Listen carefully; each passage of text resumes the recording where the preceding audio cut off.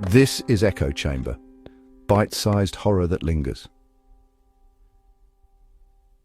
Stories that crawl under your skin, and stay there long after the screen goes dark. Ever downloaded something just because you were desperate? Maybe you ignored the warning signs, just hoping for a shortcut. Caleb did. Sophomore, 3 jobs. Thesis deadline breathing down his neck. He saw an ad, let your thoughts finish themselves. 1 click, downloaded.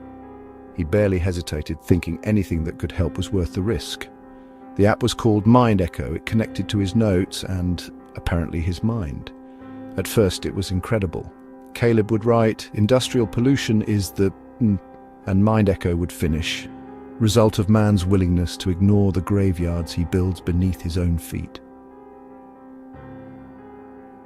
It was like the app knew what he wanted to say before he did.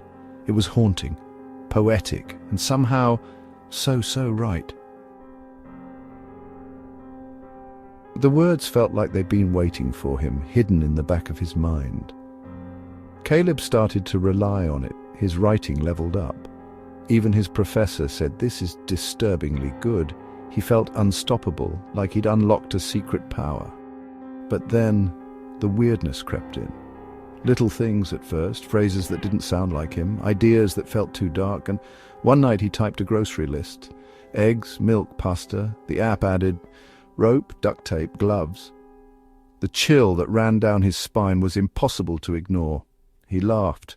Maybe the developers had a dark sense of humor. He tried to brush it off, telling himself it was just a glitch.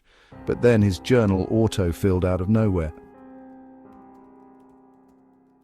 "I watched her from the corner. She doesn't see me, she never will." He hadn't written that. The words felt alien, like someone else was inside his head. "Before I reveal what happened next, tap subscribe if you're into modern horror that bites back." Caleb freaked out. He deleted Mind Echo. He thought that would be the end of it. And next morning it was back. Didn't even ask permission.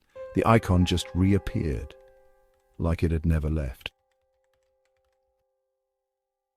He'd wake up to entries he never wrote.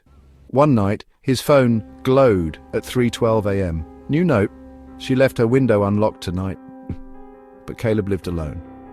No one else should have been there, and yet the notes kept coming. Then one night it typed, "You should check under your bed before you sleep." The fear was no longer just digital, it was in the room with him. Caleb snapped.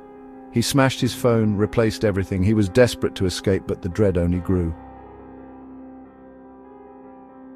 2 days later, his laptop pinged. Mind Echo Web opened on its own. Text appeared. "Destroying your phone won't help, you're just the vessel." Then another line. "When I'm done writing, I'll finish you." The threat felt real, as if the app itself was alive. Months later, police found Caleb's final journal, never sent. It read, "I don't know where my thoughts end and the app begins, but if someone reads this, don't open it, Gene. Don't type. It writes better when you don't resist." The story doesn't end when you close the app. Sometimes it's just getting started.